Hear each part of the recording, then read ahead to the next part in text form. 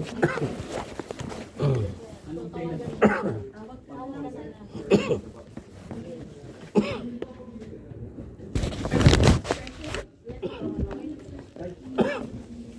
for propagation of judgment, please. Can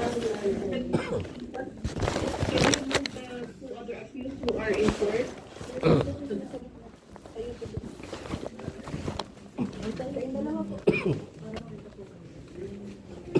Yung tapat po hindi ko nakikita.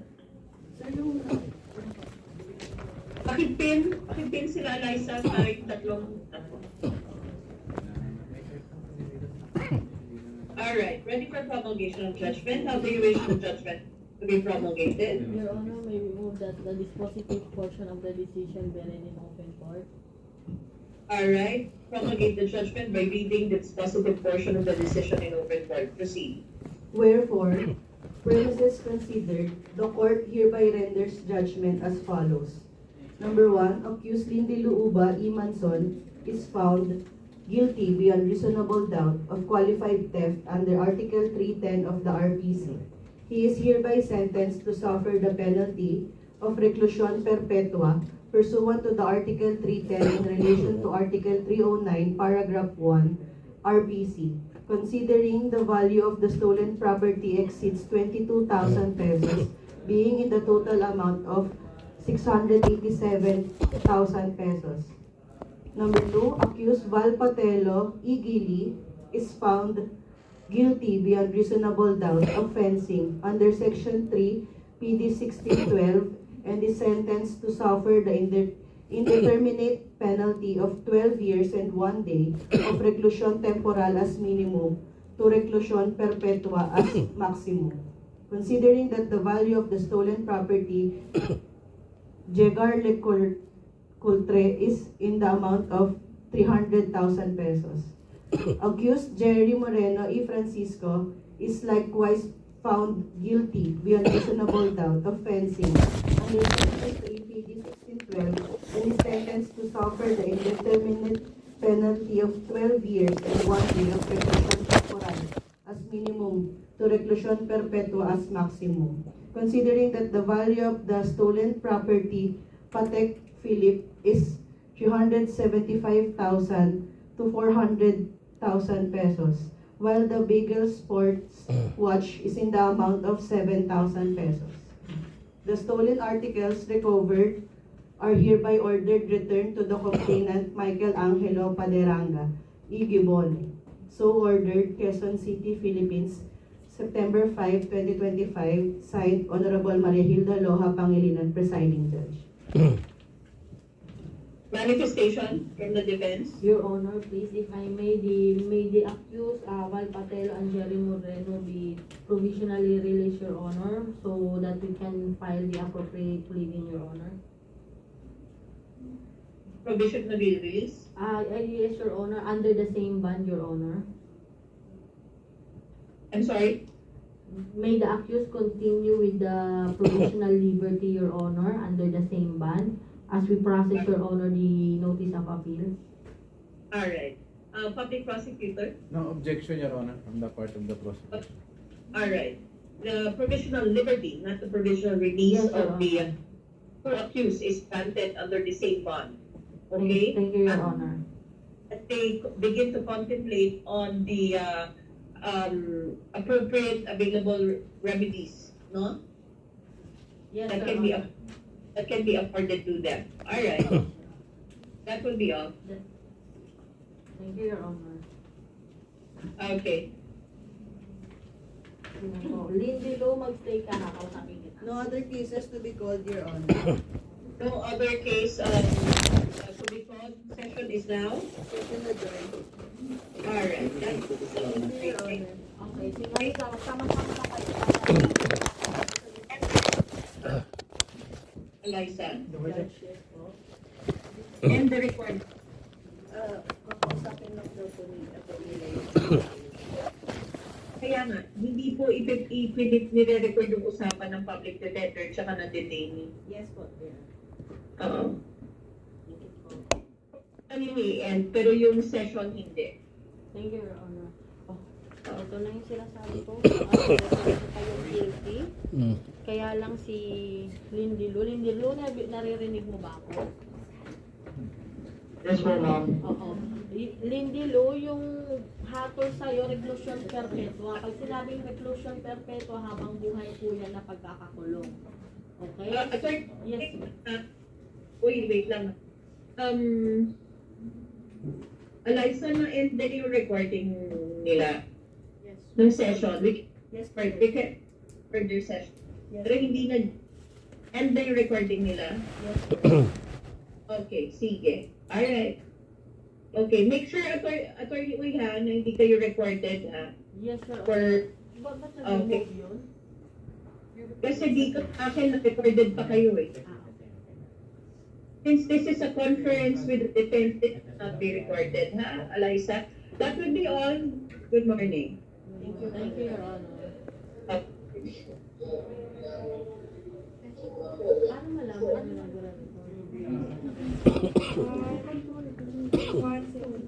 Okay, so makinig, Lindy Lu, yung penalty mo, reclusion perpetua. So pag sinabi reclusion perpetua, habang buhay na pagkakakulong.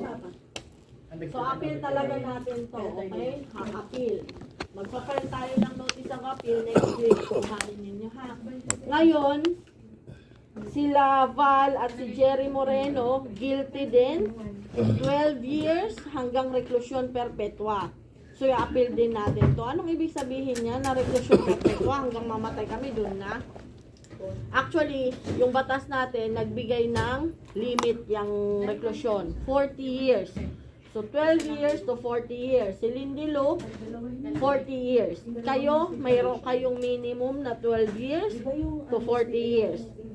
Kasi daw, ang value ng nawala, yun, dun sila nagbase sa pagbibigay ng penalty. Ngayon, kanina, masyadong mababa yung sinasabi ko, 6 years mababa, ganito, ganyan. So, in short, hindi na available sa atin ang probation. Kasi yung 12 years is exactly above 6 years, correct? So, itong 12 years na to, magpa-file tayo ng notice of appeal next week. O, dahil magpa-file tayo ng notice of appeal next week, kailangan kayong bumalik sa PAW para ibigay ko sa inyo yung checklist ng mga kailangan nating records para maipasa na yung kaso ninyo sa PAW Central Office na mag-handle ng appeal ninyo. Okay? Okay? So, kailan next week? Ite-text ko kayo, ha? Oo, kasi Monday maraming ginagawa dyan, eh. Basta ite-text ko kayo. Malapit lang naman kayo sa Quezon City, di ba? Pag nagawa ko yung notice of appeal, pasa na agad natin, bigay ko na sa inyo yung checklist para mapasirox nyo na, may pasa na natin doon. Kailangan natin ng effort dito. Since nakakulong naman si Lindy Lu, as one na yung appeal natin. Okay? Kung ano man ang makukuha yung record, isang set lang naman. Hindi naman kailangan na yung papahanap ko kay Val, yun din ang hahanapin mo, yun din ang hahanapin ni Lindy Lu. Isa lang naman yun, eh. So, ang ibibigay ko sa inyong checklist, pag na-xerox yun, yun na yun. Kahit isang piraso lang, isang copy lang ng mga yun. Okay? Okay? At pumayag si Judge. Pumayag si Judge na ang inyong provisional liberty ay ma-maintain. So, hindi kayo huhulihin ng pulis para nga maasikaso natin yung pag-aapila. At good news, hindi nila dinoble the bond. So, wala tayong aalalahanin na saan kami kukuha ng ganitong pera, ganito, ganyan. So, ang focus lang talaga natin is mahanda yung mga kailangan sa apila. Okay? Okay? Okay, sige. Text ko kayo. Message ko kayo. Ha? Message ko kayo. Opo, salamat po. Sige po. Meron pa, oh. May ano pa yan. May PAW Central Office na magtutulong sa inyo para magawa yung apila. Pupunta ulit kami doon sa PAW. PAW Central Office. Yung PAW Central Office ay nandoon po naka-opisina sa Maynila Road. Sa Nia Road. Oo, hindi na po dito. Kasi yung dito sa City Hall, para po sa mga RTC, MTC. Yung nandun sa Nia Road, sila yung mga nag-handle ng appeal sa Court of Appeal, Supreme Court. Okay? Bibigyan ko kayo ng mapa kung paano kayo makapunta doon. Okay? Sa ngayon, 15 days naman to para mag-apila. So, pero wag nating tutulugan to. Next week, may message ko kayo agad, ha? Opo. O, kailangan ko lang ma-prepare yung appeal, para ma-file na dito. Kayo na rin ang magpa-file nun dito. Tapos, yung checklist, kayo na rin ang magpapasirox. Okay? Opo. Message ko kayo next week. Salamat po. Sige po, thank you po. O, Lindy Lou, sila na yung mag-aasikaso sa mga mga records.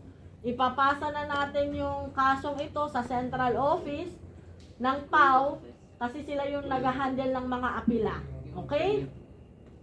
Okay, pero sama-sama pa rin kayo nito sa apila. In the meantime, malilipat ka na po sa, saan ka ba maililipat? Doon sa, MMDJ? Munti. Sa Munti ka na yata dadalhin. Kailan po kaya yun, ma'am? Ayun ang hindi ko alam. Kailangan kasi niyan ng marami pang proseso yan dyan. May notaryohan dyan, may order na ibibigay dyan. Okay? Okay na? Oo, sige. Message ko kayo next week. Salamat po ulit. Lalo si sad. Bat. Oo. Sige po. Oo. Next week message ko kayo. File natin to agad. Pag nag-apila, matagal-tagal din yun. Oo, matagal yun. Papel ang labanan doon. Napapila lang. Sige po. Papel na lang. I-text lang kayo. Tapos, ito ang gagawin natin. Pag nakompleto natin yung records na ipapasirox ninyo, kayo mismo, ang uutusan ko na magdala doon para makilala nyo din yung abogado nyo, ha? Opo. Kasi pwede naman kami ang magdala noon. May messenger kami. May messenger kami na pwedeng magdala nun doon. Ang problema, hindi na namin hawak kung sino yung abogado nyo, kung paano nyo makukontak yung abogado nyo. So kung kayo personally ang magdadala ng records doon sa kanila, pwede niyo matanong sino po yung abogado, ano po yung number para constant pa rin yung communication. Okay? Opo. Sige po, sige po. Text ko Wala kayo next week. kami record papel ngayon. Wala kasi naka-online si judge. So hintayin ninyo, baka next week pag file ninyo ng notice of appeal, mabigyan na rin tayo ng kopya ng desisyon. Sige po. Okay? Sige po. Sige po. Sige po, salamat. Salamat po ulit. Yes po. Wala, dami pala kami. Dami talaga tayo. Di namin talaga tayo ni Lindy. Kulot eh.